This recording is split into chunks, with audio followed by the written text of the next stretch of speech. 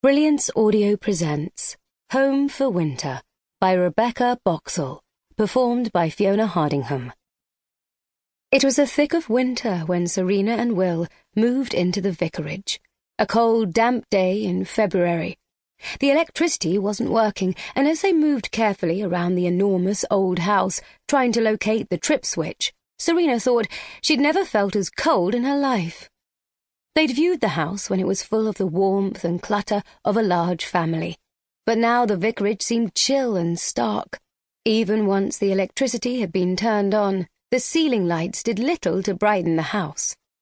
"Lamps will transform the place," Serena said bravely, and Will put an arm around her.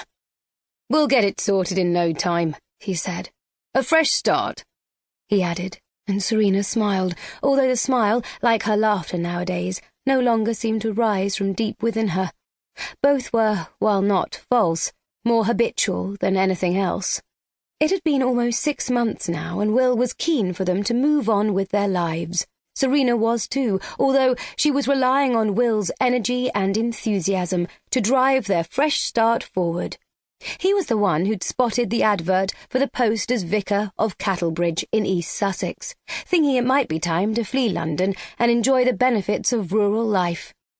Their new village was only half an hour's drive from where Serena had grown up, close to the coastal town of Rye, and was quintessentially English. The vicarage faced onto a street lined with beautiful, historic houses and was situated next door to the Norman church, its back garden leading through to the graveyard. Next to the church stood the Black Horse pub, and a little further along the lane was the High Street, where a number of ancient cottages and a selection of useful shops could be found.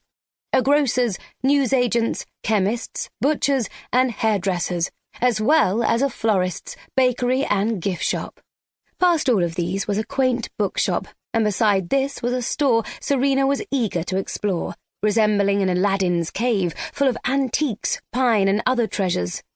That first morning, Serena had nipped to the newsagent's to buy a pint of milk and a paper, while they waited for the removal vans to arrive, and she'd been intrigued to hear the proprietor and a couple of locals discussing some kind of local mystery. "Do you think they've heard about the place being cursed?"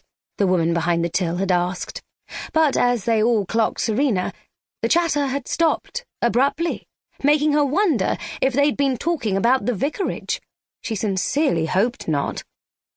"Colonel Feltham Jones," one of the customers bellowed at Serena immediately, introducing himself. He was lanky, with only one arm, and rather battered-looking spectacles. He seemed kindly, though, despite his brisk military diction.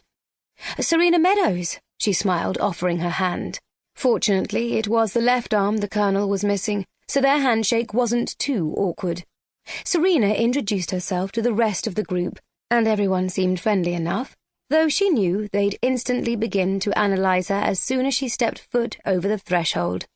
Village life.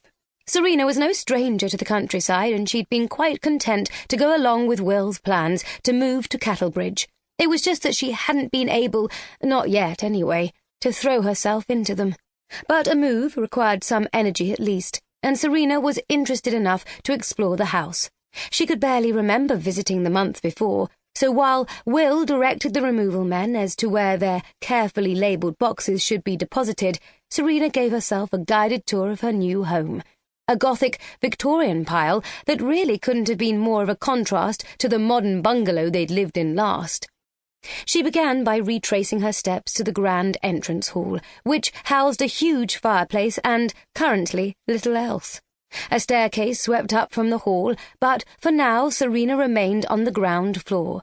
To the right of the front door was a room that Mrs. Pipe, the housekeeper they'd somehow acquired with the vicarage, called the library, though Will had decided to use it as a study. Mrs. Pipe was actually employed as full-time housekeeper for the occupants of an ostentatious house nearby, the Smythes, but had always spent a couple of hours a week at the vicarage, assisting the incumbent vicar with the upkeep of the place.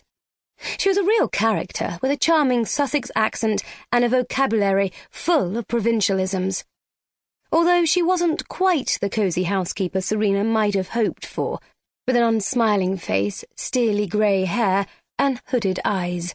She was more than a little unnerving,